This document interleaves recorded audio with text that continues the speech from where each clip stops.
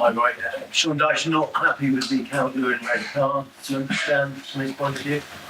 Yeah, I mean, Sean comes from a type of football, been brought up in a type of football where those sort of challenges were pretty commonplace, and they weren't punished if people got the ball. We now live in a slightly different world, I think, and that is if you go into challenges with a straight leg and you have a bit of intent behind it, there is a risk, unfortunately, that the referee will give a red card. But yeah, I have every sympathy with him. There was definitely no malicious intent from Calvert-Lewin, there's no question of that, not from seeing it back. It's just a situation of an interpretation these days of a challenge, and the interpretation unfortunately can be that if you're straight leg and your foot's off the ground as you go into the challenge, it can be deemed a red card. So yeah, have I got sympathy with him? Yes, I have. Is there a danger with VAR? I was brought in to sort of clear up those obvious mistakes. Is there danger now that we're over-analysing everything, slowing things down, and changing? There's no point to it. We've been talking about that for 2 or 3 years now, and even more since the start of the season. I don't really fancy getting involved in yet another debate about whether VAR is improving or not improving the game or is solving these situations. Obviously, the referees, I think, sometimes benefit from it because there's a situation on the field of play where perhaps they're not quite so sure, so maybe it's quite good for them to have a backup that whispers in their ear. But I think that in every game that's played, where there is a situation like that one, there's going to be debate.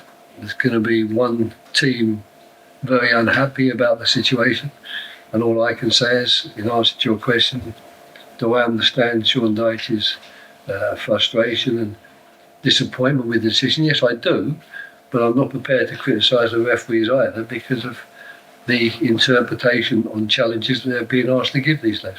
And how do you feel about the results, performance tonight, and the prospect of a replay back? Yeah, not great. I mean, it's the last thing either of us wanted in a way, but unfortunately it's two teams that put the effort in, defended well, were difficult to break down, and unfortunately sometimes when you get that situation where there's two teams who definitely wanted to win the game, there was no question of anything less than a determination and desire to do so, but the two teams' defences did well enough to reduce the number of clear-cut chances to a minimum, and the game, I suppose, was crying out for that wonder goal or that moment of magic, and neither we nor they could produce it. Any update on Michael Olise? No, it's only a couple of days. The next time I have some sort of update on him probably will be before the replay. Okay. Anyone else? John? Roy, what did you make of Matheus France's first start for the club, and also the performance of Hamadar for Bennett? Well, it's very difficult for both of them. I think that, if you're the type of players they are, then playing Everton is probably the last thing you want, because of the physicality, because of the need to be strong, the need to be brave, the need to win your challenges and win your duels. That's not the type of players they are. They are players who are technical and gifted, and the sort of opportunities that came their way in the game to show what they are good at were few and far between. But I think it was a good experience for both of them. I think that they haven't got a lot of Premier League experience. Today they're playing against a very good Premier League team and one of the hardest teams to play against in terms of their organisation, their discipline, how difficult they are to break down. They got a taste of that tonight, and I think it would do them good going forward. Are they going to have to rely on appearances off the bench to try and establish themselves and build in your team's investments? Oh, I don't know. I mean, who knows? I mean, it depends upon what players I've got to choose from. I mean, we'll have a squad of players, but they're very much in the squad of players, as we've shown tonight. And being in that squad of players, they've always in our thoughts as a possibility to use them. Good to have everyone back as well to chat. Yeah. Again, he's a bit rusty after being out for quite a long period of time. He's not playing as he did when he got injured, but we've now got almost 2 weeks, just under 2 weeks before the replay, and I think in that time he will be getting better all the time, so it's very good to have him back. You're right. Roy, I know both teams have put in a good shift there, but can I ask you about scheduling of this game? Because Thursday night at 8 doesn't really scream FA Cup third round to most people.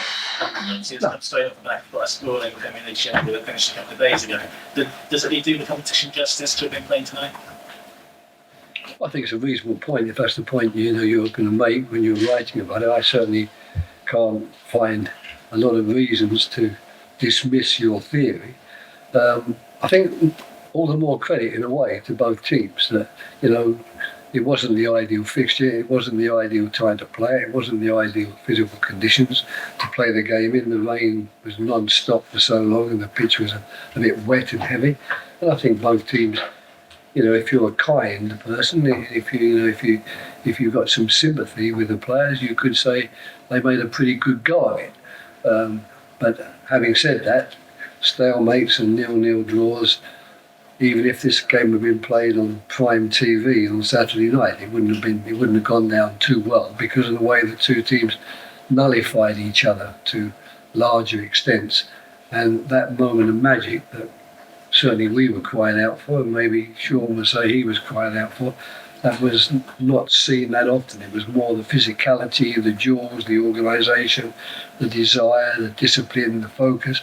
All those, you get ticks on all of those, but what makes a game exciting and good is goals, or really a lot of goal chances. This was a game that didn't have it. Okay, that's great. Thanks very much. Do you have a question in the back? Oh, sorry.